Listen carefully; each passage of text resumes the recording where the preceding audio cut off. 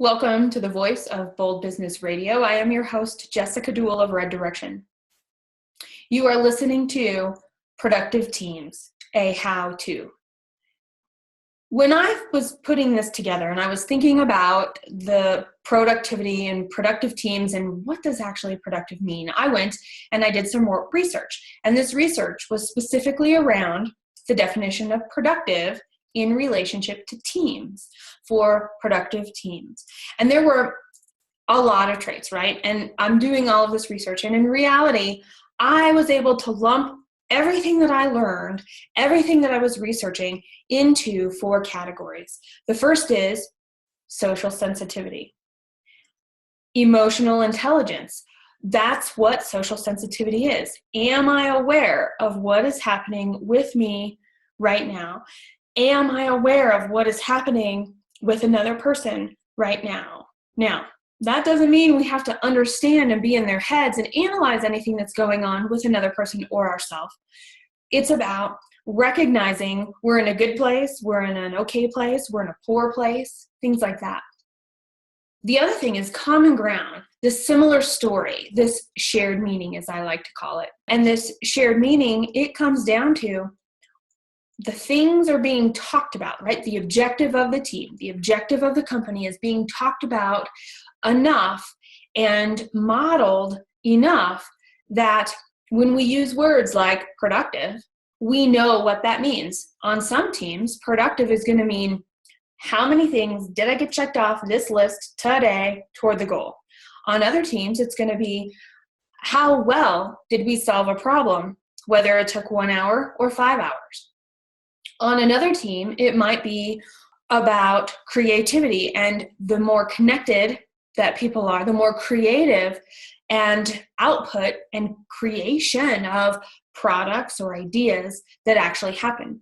Understanding what that means for that team and that objective is a really important thing, because when we have a shared meaning, when we share a story and we're coming together and we understand what the objective is and we understand what our role in reaching that objective is, we move faster, smoother, with less setbacks than if there's miscommunication, lack of communication, or gaps between what is being said and what is being done. The third one is that it's more than work, which the first 2 alluded to, right? The first 2 traits of productive teams. It's about relationship. It's about how we connect together. It's about the things that we do, the trust that we have, the willingness to support each other in the case of a family crisis or getting sick or knowing a deadline is coming up and there's a new obstacle that must be overcome, and everybody being able to pull together to support the team in those situations. And the fourth is conflict doesn't stop the process. And what I love about this is that conflict is really important. It tests what we know, it tests what we think we know, and it allows the knowledge and dialogue that a team can have to come up with a better solution than any one person could have ever come up with on their own. So being proactive in communication, understanding there will be awkward moments, and that when there is conflict or there's difficult times or people are difficult to work with, doesn't matter. It matters that the communication is there, the playbook, how we're going to interact with each other is there, so that the team who has been assembled for this particular objective to reach this specific goal can do so. This panel is bringing an amazing amount of resources and energy to what it means to be productive, and both have a lot of experience in their own right. And I'm going to introduce you to Joy and Amanda now. Joy Guthrie spent years in academia analyzing work, specifically work group processes, before becoming a business executive. Now she combines those lessons with visual thinking techniques to help teams work better together. Work and fun have taken her to all but 4 of the states in the U.S. and only a smattering of other countries. Joy is called wife, daughter, sister, mom, grandmother, friend, partner, cancer survivor, and neighbor, depending on the day and the time. Amanda Norris is the owner and primary virtual assistant at Brick Street Virtual Office. She works with entrepreneurs to get their business processes running smoothly and eliminate important items from falling through the cracks for them. She really does great with creating systems, finding systems, and implementing systems like Infusionsoft to make the most of sales, customer relationship management, and things like accounting and communication for reporting run smoothly. Amanda is quick to listen. She is slow to provide an answer because she will ask questions to really understand the state of a problem before she offers a solution. Welcome to the Voice of Bold Business, the show that provides everything smart leaders need to evaluate situations, build relationships, and create solutions. Jessica Dewell candidly talks about the skills necessary to build tenacity and do more with less. And now, here's Jessica. Those of you who are listening in, I will let the cat out of the bag. I totally botched this show the first time. Amanda and Joy are incredibly gracious to join me again for a re-recording that we can all see.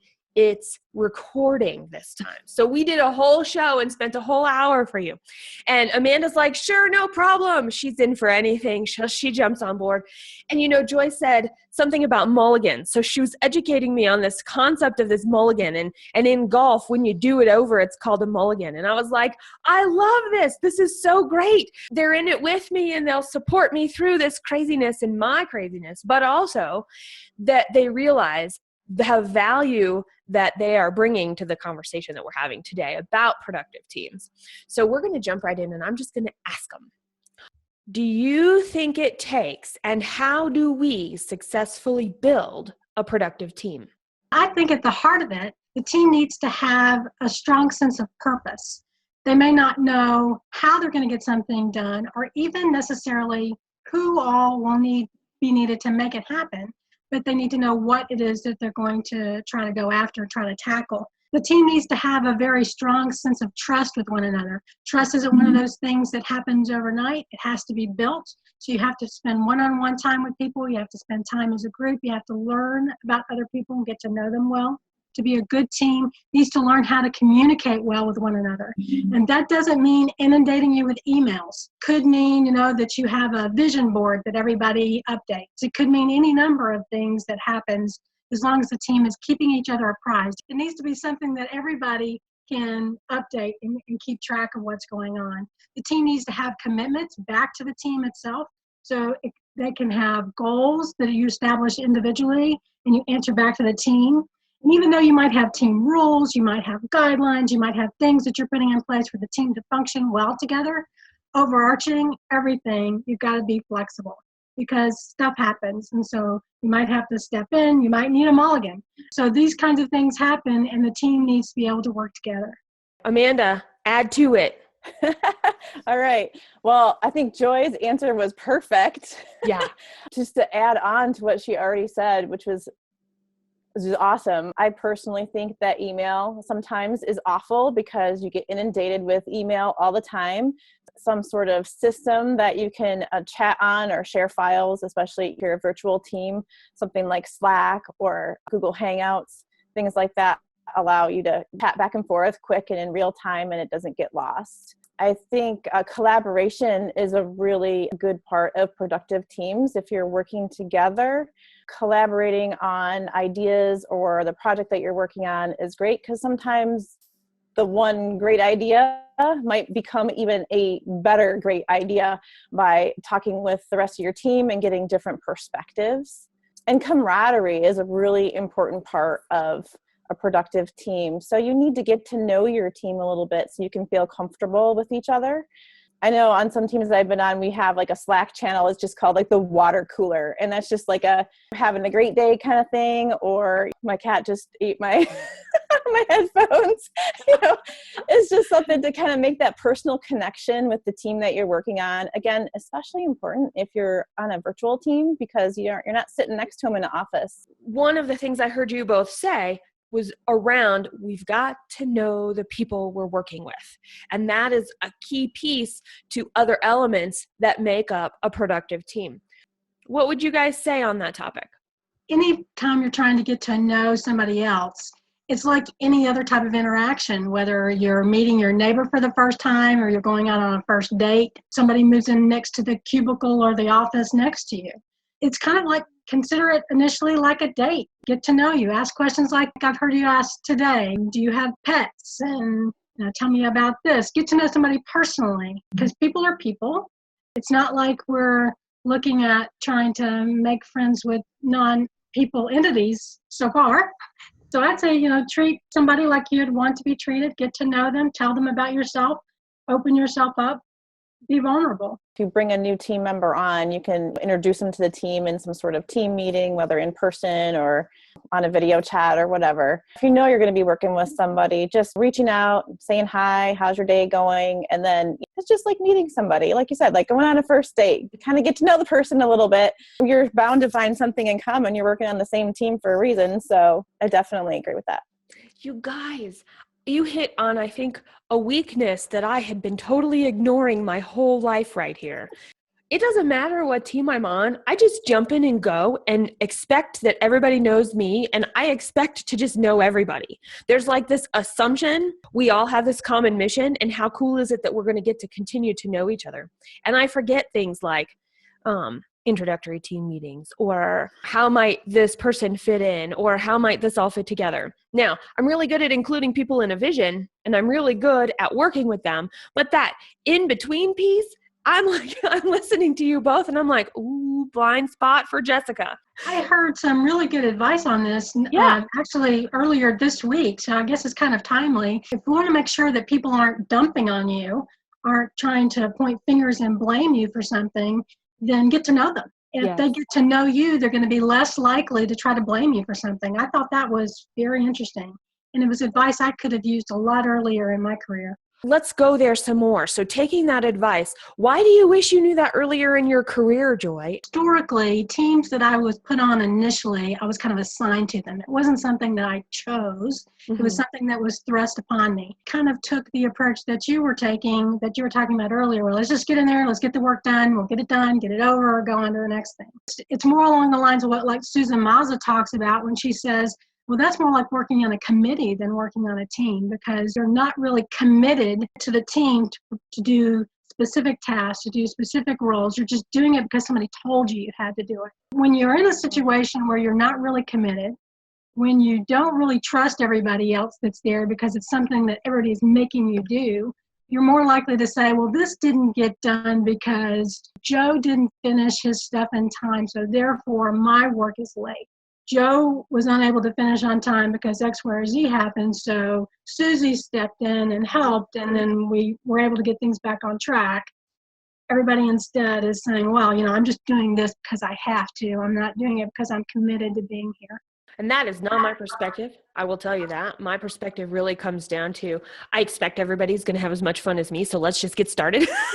But I really think I'm unusual in that way. So what you just said is very powerful, and recognizing, Joy, for everybody that's listening here, is that yes, everybody's going to have their own reasons, and they may be kicking and screaming their way, even if it doesn't look like it, right into this group work. What would you add, Amanda? Definitely having some sort of defined roles. Somebody ultimately has to be responsible for something getting completed, because then they know that they have to turn it in, kind of thing. But empowering your team to feel comfortable to go to each other, and not always the supervisor or the client, whatever, in order to get something done, especially if you have questions. A task might be assigned to me, but if I'm stuck on something, if I know it's okay to reach to another team member and not wait to hear back from a supervisor or a client or whatever, I know I can go over there and get the help I need, and then I can get right back on track. Some of it is empowerment. Some of it is the roles and being assigned those roles. It's something I face, and I know my strengths lie elsewhere in this. I know I'm not alone in this particular one. There are a lot of people that are quick starts out there. They've got this idea, they can get it started, they can bring the right people together. Sometimes the deadlines are external. We owe something to a client. Sometimes the deadlines are internal. We need to finish this piece to continue the next piece to get to our longer term goal. And sometimes they're completely self-imposed. Well, I just want to get this done and we're going to put a date on it. Regardless of what type of deadline it is, what are your tips for actually getting the teams to work together, especially for quick starts like me, where we're really good at starting and we're not as good at finishing? You can usually see who your very detail-oriented people or your task-oriented people are. And especially if you know that you've got a whole bunch of things going on at one time, you can maybe delegate that to the member of the team who's just really good at that. Work towards people's natural skills, something that they enjoy doing. So you can kind of have them be the keeper or the watcher of the schedule. Sometimes, maybe this is a sneaky part of leadership, sometimes I was like, okay, I want this done by Friday, so I'm going to tell them I want it done Thursday. I'm going to quote you on that.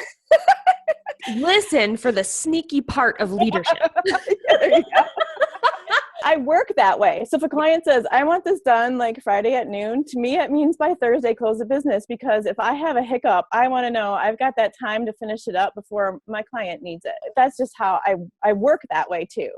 I've done this historically and it's worked really, really well, is when you have that project kickoff meeting and you get started and you have that date on the horizon that everybody's trying to shoot for, you actually get people to physically sign the project plan. So put their name up there with a signature that says, I know this is the date that this has to be done by. And these are the tasks that we've identified that need to be done to get us there.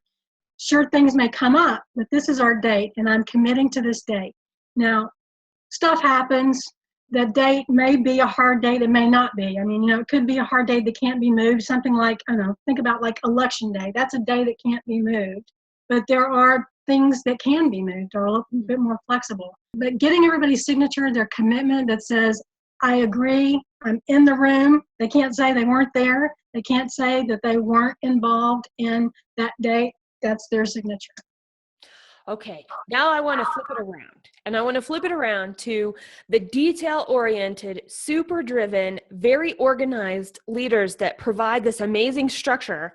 And then there are people that are these quick starts that they're in and they lose their interest. Or there are people that are like, ooh, they're in, and then there's the shiny object syndrome all the way around. We are, and I'm this person, right? When I'm on somebody else's team, I drive them crazy if they're the leader of that team. It doesn't matter if it's a volunteer committee. It doesn't matter if it's in one of my past roles.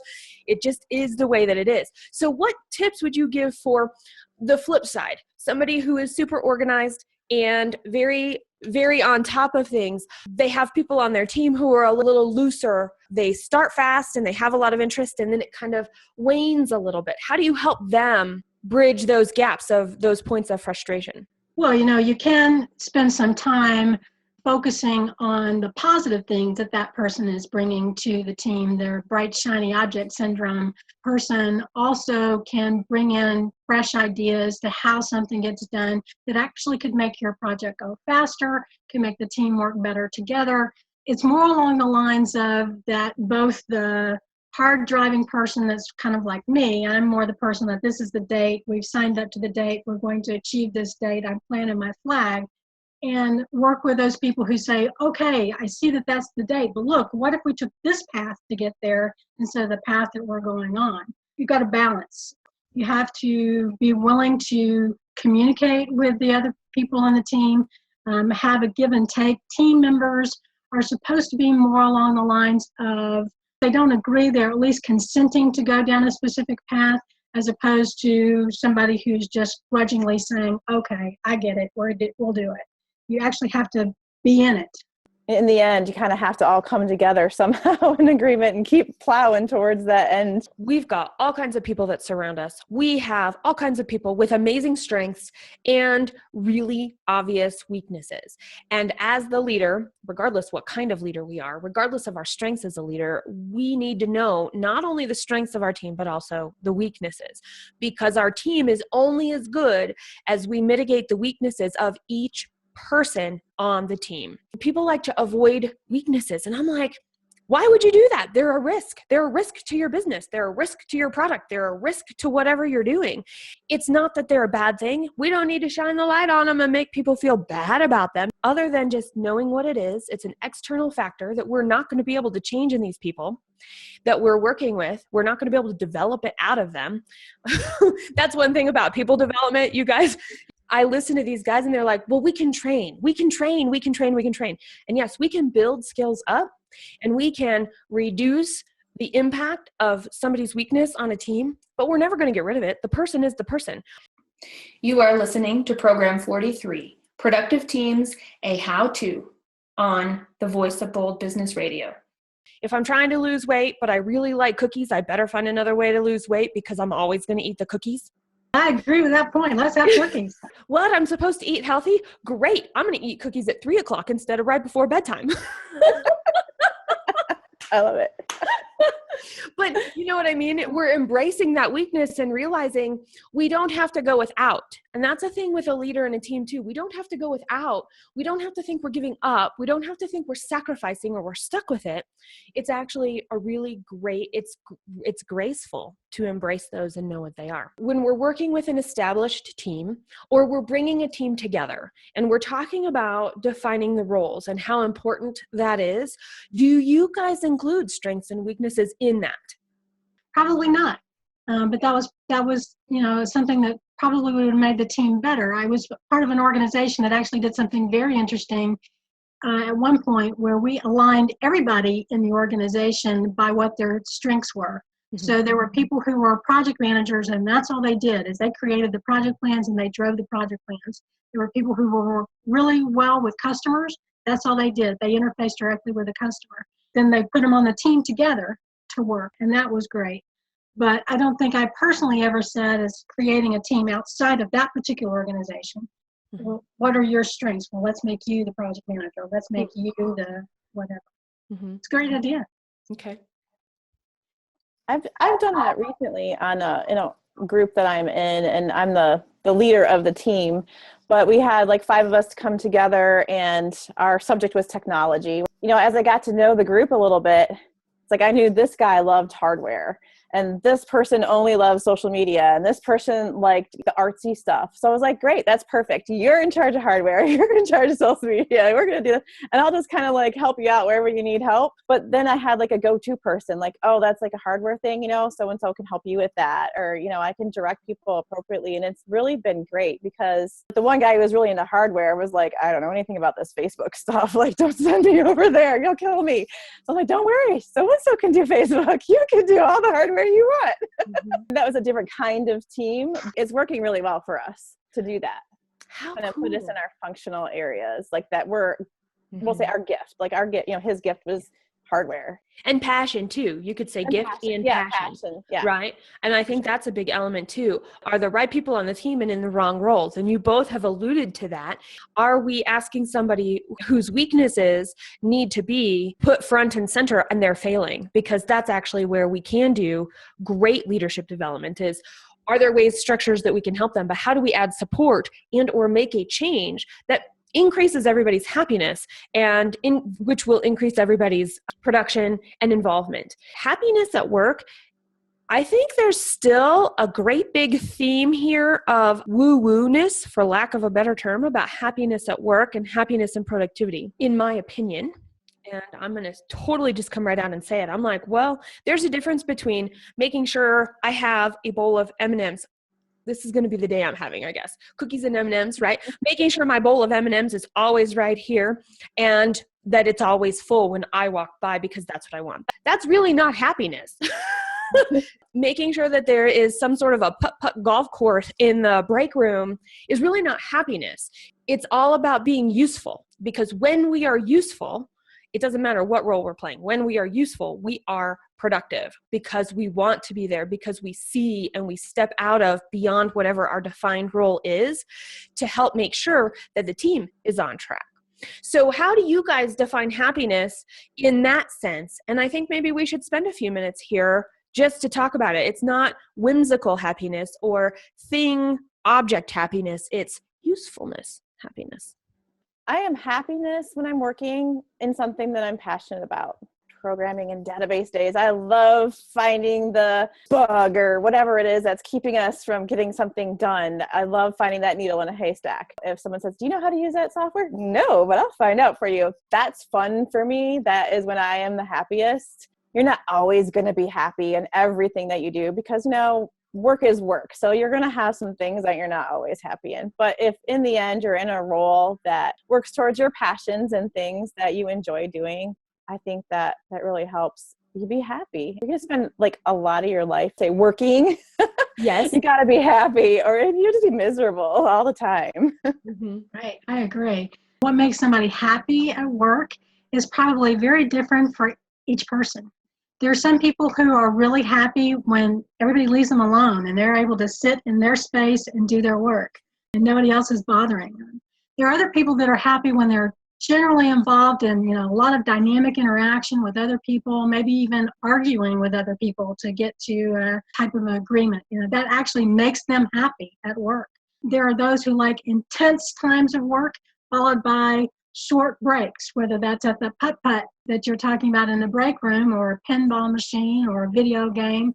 Having the short break allows their mind to relax so that when they're actually getting back into the other work that they're doing, they can be more creative. They can get into it. Their brain can re-engage. Mm-hmm. So I think happiness is something that, happiness at work is something that is more subjective or more dependent upon individual work styles and individual personalities.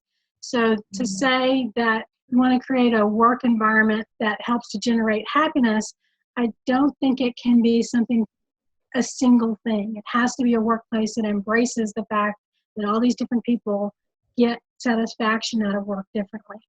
I will tell you guys, I have a new favorite phrase, and I totally stole it from Joy, so I'm giving you credit here, Joy. Trust first. I really want to make that a hashtag. Trust first. And you'll probably see it in a hashtag format in relationship to the show. And I think that's what it comes down to. Since every single person is different and what motivates them is different and where each person's passion lies, we don't know that if we don't know our people. We don't know that unless we give them some space to actually observe and watch. Let's spend some time about this concept of trusting first. Whether I'm a new leader in an existing team, whether I'm a leader that's building a team, or I have an existing team that might feel a little stagnant in some way, what are some ways that we can evaluate how we are trusting as a leader, and then what the response might be or the outcomes might be to know if we're actually ending up with a problem or if we're actually doing an okay job, and we can continue down that path and continue building the trust? I think that's a tricky question that actually warrants an answer almost every day, right? You kind of have to touch base with yourself every day. Am I doing the right thing here? If you're not really open with your team members, you can't expect them to be open with you. That was basically the whole point behind Trust First. Doing periodic checks, but not to the annoying. When I say check with people, check in, make sure that they understand that you're there for them, they can be there for you. But if you're doing that constantly, that can be totally annoying too. So I think it's a constant adjustment. Just looking at the situation, evaluating the situation, feeling out how you feel about it, getting an understanding of how everybody else feels about what's going on, including your boss. Unless you're the boss, you don't answer to anybody else. You need to understand how they feel about how you're doing too. It's really dependent upon the situation and the team, because every team and the dynamics of every team are different. So it's something you have to reevaluate quite frequently. You have to trust first, but in order to trust, you got to get to know. So you got to get to know them a little bit. And then as you know the personalities, you'll kind of be able to understand what it is, what that person or what that team needs. And it's going to be different for every team probably. We're almost at the end of our time together, and I want to give you guys a chance to think about our conversation so far. What makes productive teams so important? And why is it bold in today's marketplace to actually go out of our way to look for productive teams? Why productive teams are important is, I kind of think, a universal question that happens throughout history. The more that you are able to get accomplished, the more that you can do. Sometimes that's a good thing, sometimes that's not. If you're an artist who is down into the very fine details, working very rapidly may not be the right way to go. But being productive generally helps to drive more revenue in the door. Typically, let's say you're doing software releases, your customer's going to be happier if they're getting the latest and the greatest at a faster pace rather than having to wait like a year between updates for what it is that you're doing. Why is it bold to be productive? If you're able to get in there and provide better productivity than your competitors, if you're able to answer your customer needs faster than your competitors and at a rate that engages your team, then I think you're the winner. Review or analyze your team and their dynamics and the personalities involved, and keeping them engaged and helping them know each other and empowering them to work together. That's what's bold, because not all teams do that. A lot of teams are the taskmasters. They're like, go, go, go, go, get it done. I don't care how you do it, just get it done, you know? Intentionally building that team to work together and embracing and empowering them, it works towards workplace happiness too. So you win all the way around.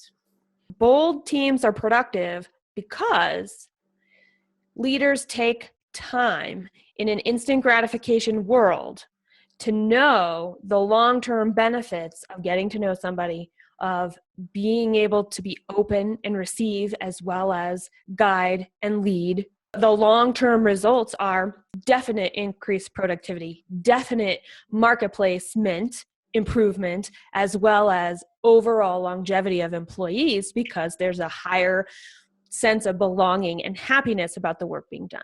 I think I summed up both of your answers with that. And that's what it's for. Ladies and gentlemen, all you bold business leaders out there, this is what we do when we get together. We build ideas, we work on those ideas, and we find different ways to say the same thing so we can help each and every one of you guys go, yeah, there's something I can do. Yeah, I can do it right now. And it's okay that I might not see results today or tomorrow. It's okay that my action and being consistent in that action and taking the time to repeat that action for a month or 2 months actually will provide data along the way and a different outcome at the end.